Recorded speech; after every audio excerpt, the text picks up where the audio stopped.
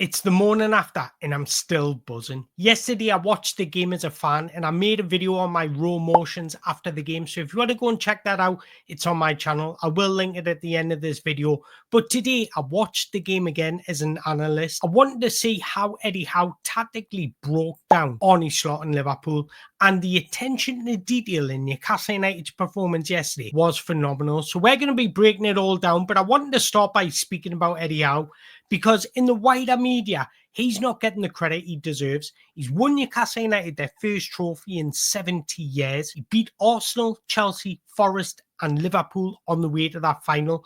And that's the makeup of the top four in the Premier League this season. Tactically outsmarted Mikel Arteta 3 times already this season and beat Arne Slot in the final. The first English manager to win a major trophy in 8 years. When he took over Newcastle United, they were in the relegation places. Within 18 months, he had them playing Champions League football. In 3 years, he's took them to 2 cup finals and won one of them. But not only that, he did a wonderful job at Bournemouth, where they were 1 game from going out of the Football League. He won that game, took them all the way up to the Premier League. Now he's at Newcastle United in this moment. What I like about good managers is to learn from their mistakes. And I truly believe the Man United defeat set us up to this Liverpool victory. He learned from the previous Wembley trip against Man United. We went into that game against Man United too emotional. We got caught up in the occasion. But against Liverpool, there was a difference feel about it. Was stood on business. Eddie Howe deserves a lot more respect, because the attention to detail he put in that performance against Liverpool was exceptional. So we're going to do both. We're going to look at Newcastle from a defensive point of view, but also attacking point of view, and how they nullified Liverpool from just creating anything in reality. But I wanted to start by looking at the average positioning. Concentrate on Liverpool for a second, because we'll know Salah likes to get high and wide. And I think Eddie Howe knew this, and he played on this pretty much, because we attacked that left-hand side with depth. We overloaded it, and Liverpool just couldn't cope with it. But I want you to concentrate on Konate, number 5, Virgil van Dijk, number 4. Look at the space between their 2 centre-halves. That is something that Eddie Howe tactically tried to do, and we're going to be touching on this with screenshots very shortly. But number 8, Dominic Szoboszlai as well. He's a lot deeper than what he would normally be. So is McAllister, and there's a purpose for this, is because they were getting frustrated that they couldn't get into the game. So they were dropping deeper, which was taking away any threat Liverpool could pose.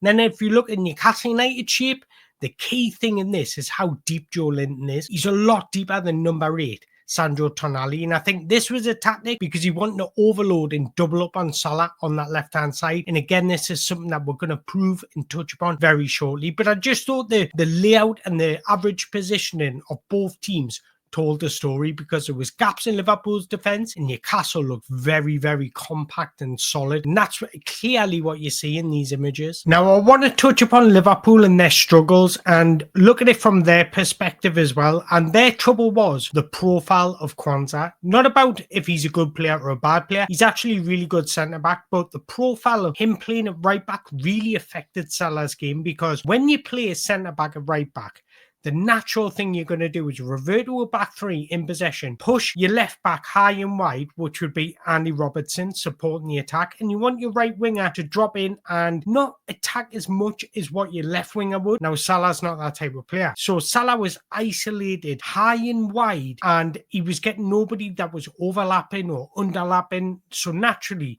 it was always 2 against 1, because what an overlap and an underlap does is, even if the overlapping or underlapping person doesn't receive the ball, he moves a man away, so then Salah can have room to isolate another man in a one-on-one situation. Kwanzaa wasn't offering that.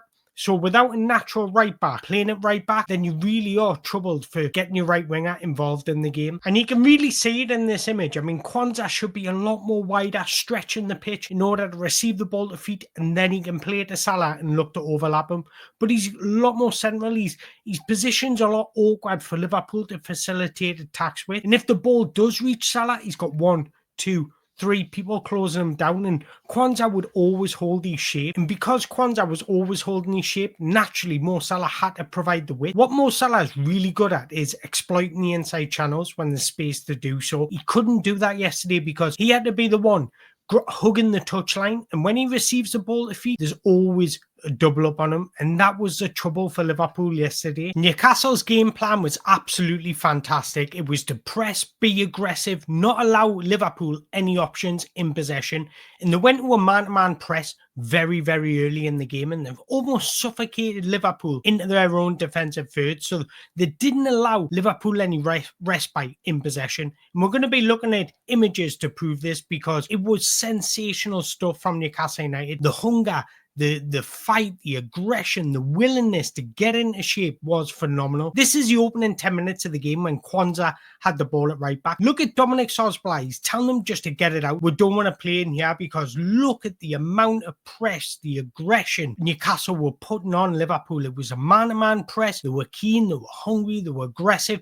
But keep your eye on Joelinton. He's got one eye on Salah, and I'm going to be touching on this very shortly, because he always had one eye on Mo Salah and that right-hand side of Liverpool, and he's one of the key components why Salah couldn't get into the game. Liverpool couldn't find any rhythm, and it was a tactic that Eddie Howe deployed. He was playing as that number 8 on the left-hand side of Newcastle's midfield 3, but he was dominant. In my opinion, he was Newcastle's most important player in this game.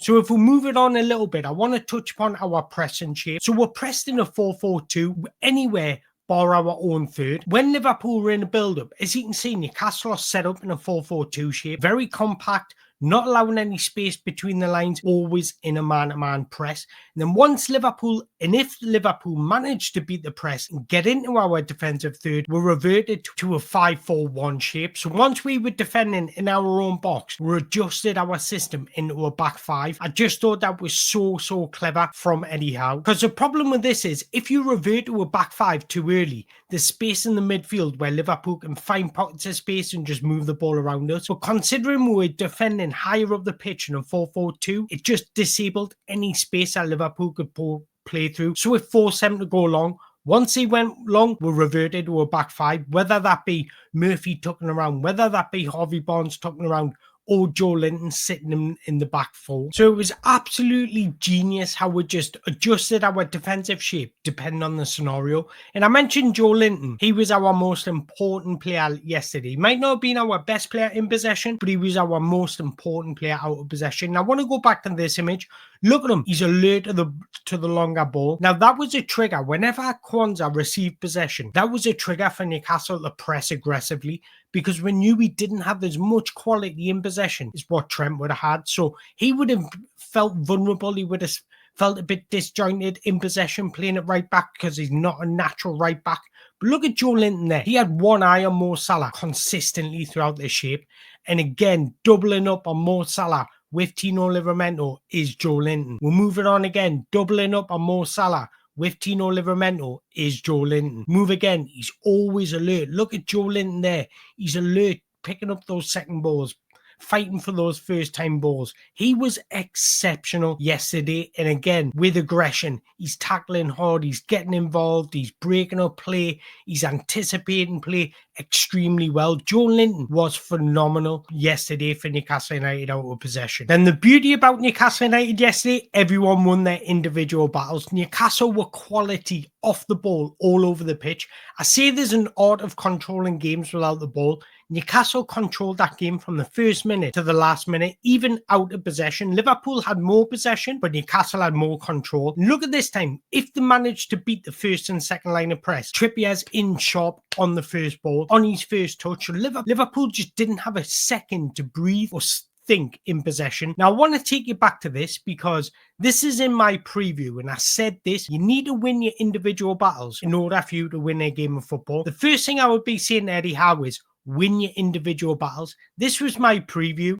I do think Eddie Howe will set Newcastle United up like they did in the 3-3 draw at St. James's. Newcastle will pretty much go to a man-to-man press, because that's what Eddie Howe likes to do. He wants his players and trusts these players to win their individual battles. And I think that'll be key in this game, winning your individual battles. First thing I'll be saying to my players is, concentrate on your individual battles. You win your battle, we'll overload and overturn this game and win this game dominantly. Need to play the Newcastle way, with intensity, play without fear. Don't show Liverpool any respect, I think. And guess what? Newcastle won their individual battles. They went to a man-to-man press and disrespected Liverpool, did not show Liverpool any respect. Now, I spoke about the importance of doubling up on Mo Salah, going to a back five when we have to. And this was me in the preview, because this happens where Salah gets in behind. Look at that. He's free. He's getting in behind. So that's the danger of Liverpool. They can miss out the middleman. They don't always play out from the back. They can go direct if they want to. And that's exactly what they did against PSG and what they did at St. James's Park, because they were getting no success in the middle of the pitch. So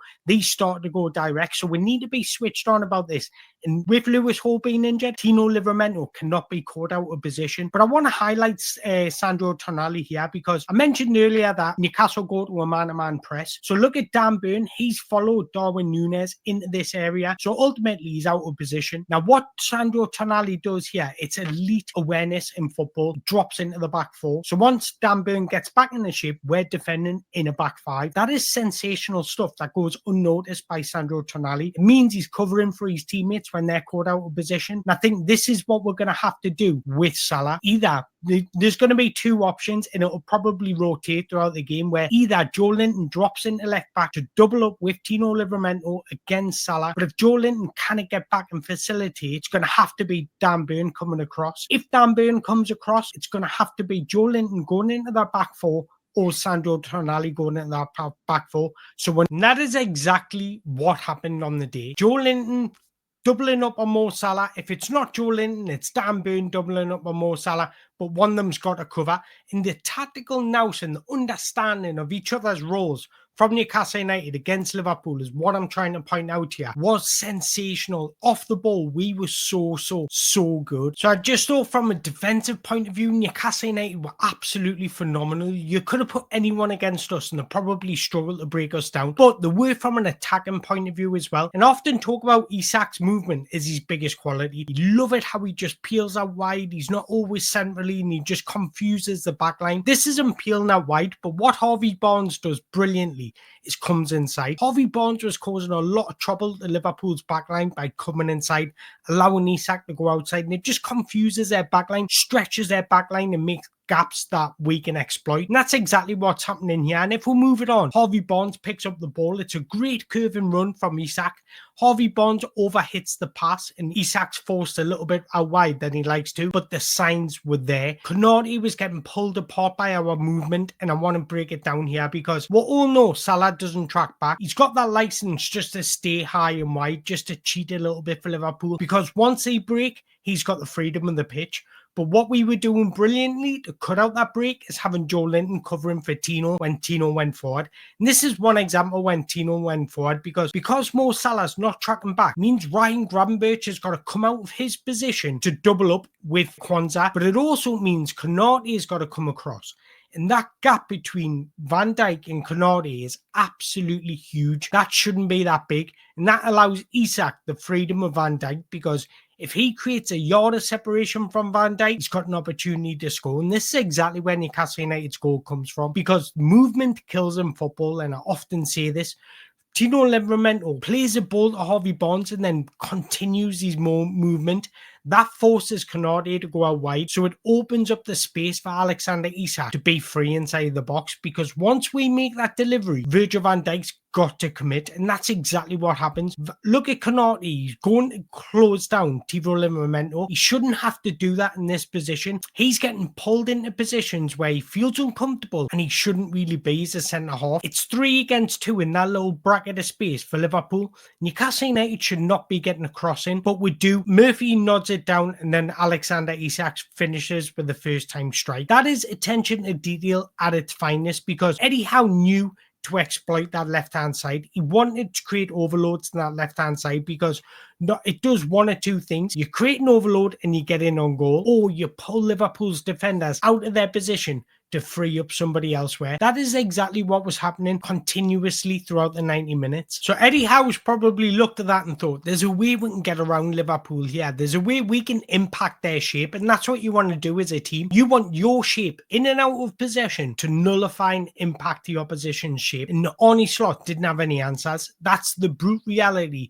He didn't have any answers to counteract what Eddie Howe was doing. Eddie Howe got it tactically absolutely spot on, but you need to give credit to the players because they executed it perfectly. But when I speak about the attention to detail, it was even in set pieces, because even if this set piece earlier on in the game where Dan Burn got in the back post, and this was a clear example of what Eddie Howe wanted to do on set pieces. If you look at Dan Bird's position in there, he scores from the other side from roughly the same position, but this was the first set piece by Newcastle United. They didn't want to hit it anywhere in the 6-yard box because they knew Konate, Van Dijk, Kwanzaa, maybe Kelleher will come and collect it, or they can win aerial duels in that area. So they wanted to exploit space and give Dan Burn the freedom to attack the ball, and that's exactly what happened. So this first corner set the blueprint on what Newcastle United were looking to do. They were looking to hit the ball around 16 yards out from the goal, and that's exactly where Dan Burn's goal comes from, because this does one or two things. He either scores from the attempt, or the keeper saves it and parries this out, and then we've got the rebound. Set pieces is something that Eddie Howe had been working on, trying to find a way on how to exploit Liverpool's vulnerabilities,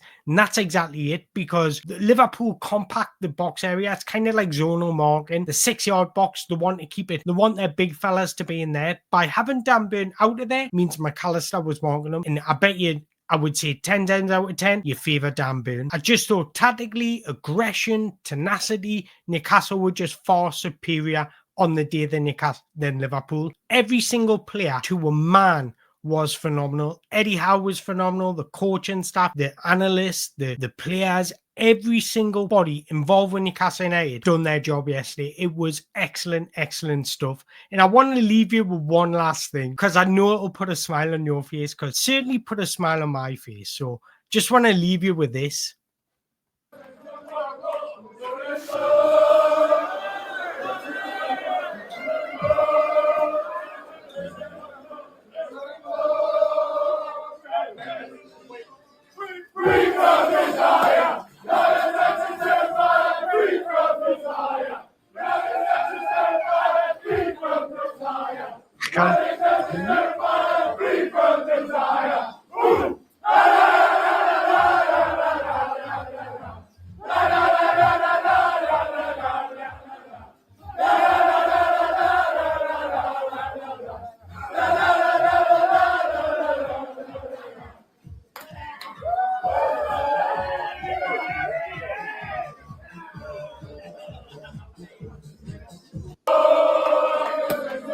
Bruno nearly bit the dust there. But look, guys, that's the end of the video. I hope you've enjoyed it. If you have, make sure you hit that like button, hit that subscribe button. And until the next time, thank you very much for watching. Go and check out my other video where I break down the goals, look at how Alexander Isak found some space inside the box and looked at his quality finishing. Go and check it out. But until next time, thank you very much for watching. Away the lads.